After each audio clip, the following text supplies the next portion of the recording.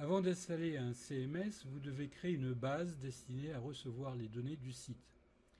Joomla le fait lui-même lors d'une installation en local, mais avec d'autres CMS, vous devez créer au préalable une base de données. Pour créer une base de données avec XAMPP, nous allons utiliser l'interface graphique de MySQL, php-myadmin. Pour cela, au niveau de la ligne MySQL, cliquez sur le bouton Admin. Il faut bien sûr que le serveur Apache soit démarré, et le serveur MySQL également.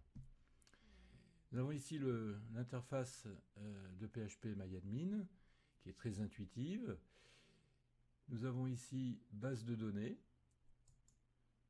Et en cliquant sur ce bouton, nous avons déjà des bases système auxquelles il ne faut surtout pas toucher. Et ici, nous avons création d'une base de données. Nous allons lui donner un nom qui sera utilisé par le CMS. Et il suffit de cliquer sur le bouton Créer. Voilà, nous avons une nouvelle base de données dans la colonne de gauche. Et bien sûr, cette base n'a pas de table. Ces dernières seront construites lors de l'installation du CMS. Nous sommes dans une base de données qui a été créée lors de l'installation du CMS. Nous avons une liste de 140 tables. Nous pouvons filtrer ces tables. Si je souhaite afficher toutes les tables relatives au contenu, je vais taper par exemple Content. Voilà, elles apparaissent ici.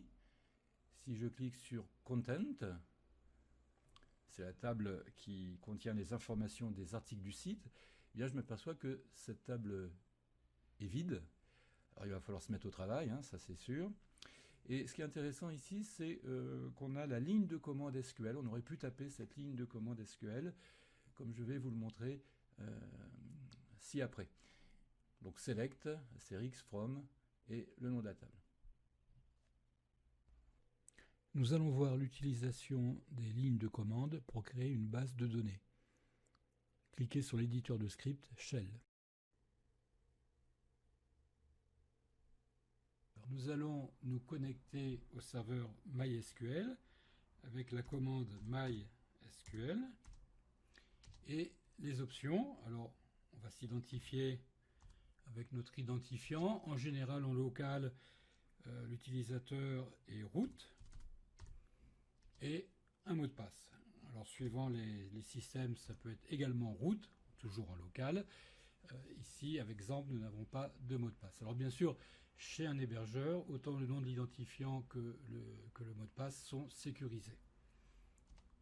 La touche entrée, on nous redemande le password, il n'y en a pas. De nouveau, la touche entrée. Nous sommes bien dans le système de gestion SQL MariaDB. Alors pour créer notre base de données, il suffit de taper la commande create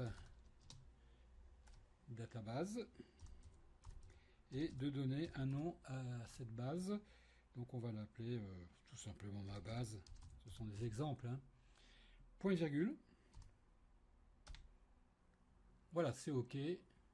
Donc pour aller voir cette base de données, on va taper la commande use, suivi du nom de la base de données, ma base, point virgule. Et pour voir les tables, on peut taper la commande show tables. Et bien sûr, pour l'instant, nous n'avons pas de table, c'est vide. Voilà une façon de travailler avec MySQL. Ça n'a pas l'air très compliqué, il suffit de connaître ce langage simple. Et c'est beaucoup plus rapide que de passer par php-myadmin. De retour dans l'interface php-myadmin, nous constatons dans la colonne de gauche que la base de données ma base a bien été créée. En cliquant dessus, nous apercevons qu'il n'y a aucune table. C'est normal, celles-ci seront déployées lors de l'installation du CMS. Nous venons de voir comment créer une base SQL, l'objectif de ce module étant surtout la compréhension de son fonctionnement. Vous trouverez plus de ressources sur le site masterclass.wecoach.fr.